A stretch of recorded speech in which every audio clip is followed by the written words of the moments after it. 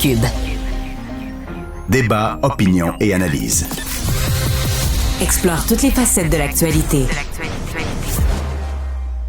Il y avait un dossier fascinant dans le Journal de Montréal cette fin de semaine sur ces gens qui essayent de prendre leur retraite, non pas à 55 ans, on connaît l'expression liberté 55, mais à 40 ans. Donc, des gens de tous les profils. Puis moi, ceux que je voulais rencontrer aujourd'hui, c'est les plus jeunes d'entre eux. Ils ont 24 et 27 ans. Ils sont frères. Félix Gaudreau et William Gaudreau, courtier immobilier. Bonjour, les gars. Bonjour. Bonjour. Ouais, vous êtes frères, ça, c'est certain. Ouais, là-dessus, on peut pas. Même ce matin, on est arrivé au bureau, on s'est dit qu'on est habillé pareil.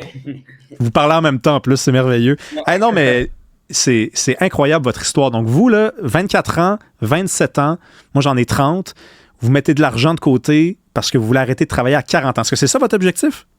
Oui, exact. Dans le fond, ça a toujours été un flambeau dans notre équipe de travailler super fort quand on était jeune, pour arrêter plus tôt pour pouvoir profiter. Fait que, on compte pas nos heures, mais on fait beaucoup d'heures en ce moment pour plus tard pouvoir relaxer puis pour profiter plus de la vie que ce qu'on fait là présentement. Parce que ça, c'est drôle. Ça, c'est parce que moi, c'est ça qui m'a accroché dans l'article. C'est que vous dites, on compte pas nos heures. Puis le truc qu'on peut donner aux gens, c'est travailler. Alors que à chaque fois que je lis des trucs, des études, des penseurs qui se penchent sur notre génération, on est de la même génération, ce qu'on nous dit, c'est non, les jeunes d'aujourd'hui, là, leur travail, c'est pas ce que c'était pour leurs parents. Eux autres, ils veulent travailler pour vivre et non vivre pour travailler. Vous dites, attendez une minute, là, il faut travailler fort. Exact. Ouais. Exact. Je pense qu'il n'y a pas de recette miracle, là. Si tu veux finir de bonne heure, il faut que tu commences de bonne heure. Puis travailler. Je pense que c'est le seul conseil, moi, que je donne à mes chums qui sont proches, là, je pense que c'est le secret. Puis tu sais, si tu veux, mettons, pas regarder d'avoir plus de vacances plus tard, je pense que c'est le temps de le faire là. Puis comme tu as dit, notre génération, on travaille de moins en moins, fait que les opportunités sur le marché sont de plus en plus fréquentes parce qu'il y a moins de gens qui veulent sortir des chantiers battus. Fait que c'est pour ça que nous, c'est ce qu'on fait là présentement. Mais tu sais, vous autres, vous travaillez pour vous d'une certaine façon aussi. Hein. Ça vous aide parce qu'il y a beaucoup de gens qui disent le travail, c'est de l'esclavage. Moi, j'ai un patron. Puis, dans le fond, je réalise ses rêves, je réalise pas les miens. Mais vous êtes courtier immobilier, vous avez 175 portes, c'est ça que j'ai lu. 175 portes à votre âge. C'est incroyable. Ouais. Tout avec des partenaires, là aussi, là, c'est sûr que on n'est pas seul là-dedans. Mais oui, c'est sûr que on n'enlève rien aux employés. Je trouve que c'est correct d'avoir un employeur, je veux pas, mais ça plafonne assez vite. Fait que de notre côté, nous, on avait décidé d'être travailleurs autonomes, d'aller à notre compte. Puis je pense que il y a pas de limite quand tu es entrepreneur. Tu peux faire ce que tu veux, les heures que tu veux. Fait que c'est pour ça qu'on a décidé d'être entrepreneur très jeune quand même. Là. J'ai commencé à 18 ans, puis il a commencé à 19, mais il y avait une compagnie de gazon avant, à 15 ans, c'est ça. Mais parlez-nous un peu de vous, là, parce que ça, c'est sûr que vos parents vous ont entraîné là-dedans. C'était quoi grandir avec des parents qui ont le travail comme valeur, qui travaillent le samedi aussi, hein? Parce que vous nous disiez ça, ils travaillent le samedi, donc on les aidait à travailler le samedi.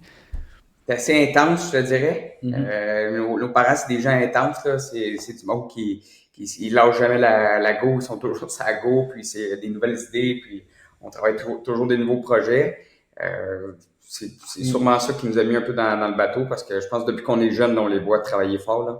Puis aussi, ça nous a inculqué vraiment la discipline, là. Tu sais, nos parents, même si le vendredi, il y avait des soupers, le samedi matin, mon père était sur les chantiers, ma mère a ouvert son salon de coiffeur, donc le fait d'être discipliné, ça te permet de travailler plus d'heures, encore une fois. Je sais qu'on le dit souvent, mais également de faire plus de sous, veux pas, parce que de travailler une journée de plus, veux pas, ça aide, là.